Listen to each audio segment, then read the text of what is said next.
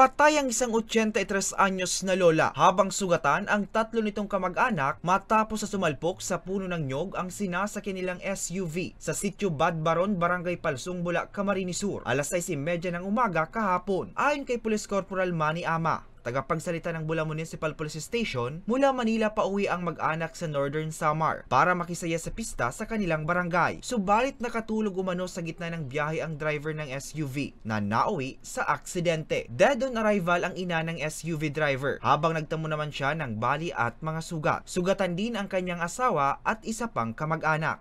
Sa kwento po ng driver, siya na rin po nagsabi na idlip po siya, sir, habang nagdadrive. So nagresulta po na nahulog po yung sasakyan sa road gutter po, and then bumangga na po sa may puno ng nyog. So kaya po nagkausa na po ng injuries po sa mga pasahero.